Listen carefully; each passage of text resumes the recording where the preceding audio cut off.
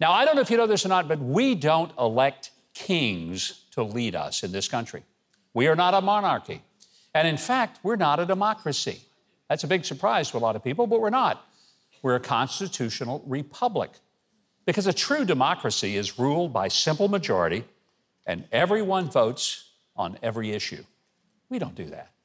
A constitutional republic is where we democratically elect representatives who serve on our behalf to make laws that are in line with our framing document, the Constitution.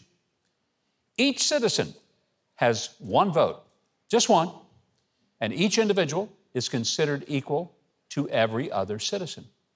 We're considered individuals with personal liberty and personal responsibility.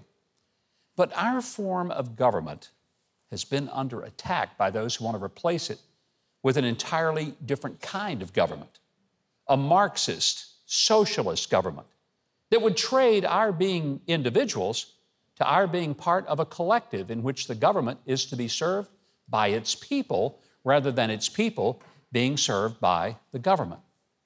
Instead of us having equal opportunity that's up to us to create prosperity, a Marxist approach diminishes the individual in deference to the state.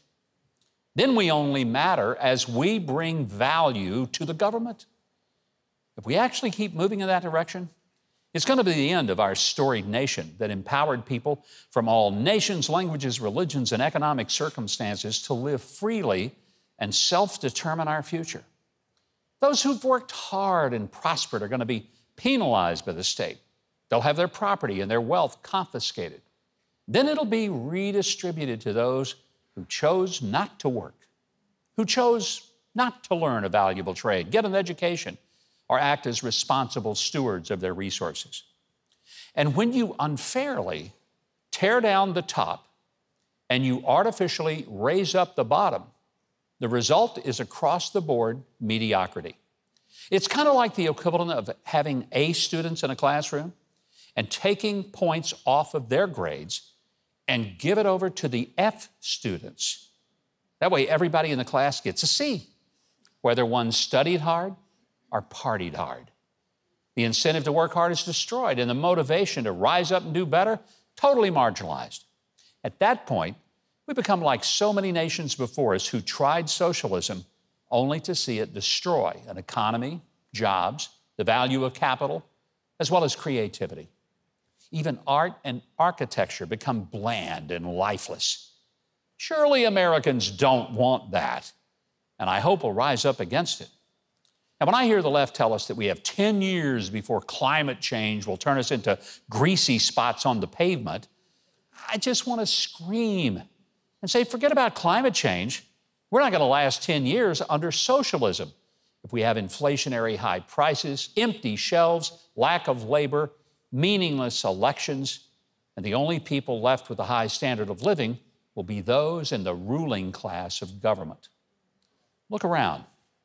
We are rapidly becoming just that. And the tone-deaf princes of power running our government have the audacity to insult us by saying that the problems of high prices for gas and groceries are only problems of the high class. Really? It seems that the academics and people in the high perches of politics and power think that you having to struggle just to heat your home, fuel your car, put food on your table, or clothes on your kids' backs, that's nothing but symbols of wealth. Just when you think politicians can't get any dumber, one of them says, "Hold my beer and y'all watch this." And there they go. Now, you may think you don't want to be involved in politics, but friend, you are already involved. You can sit back and let it happen, or you can stand up and take the power away from the people who hate America. But not caring, that's really not an option anymore. If you like the direction our country is going, you don't have to do anything. Just do nothing. But some of us will not give up on America without a fight, and I hope you are one of us.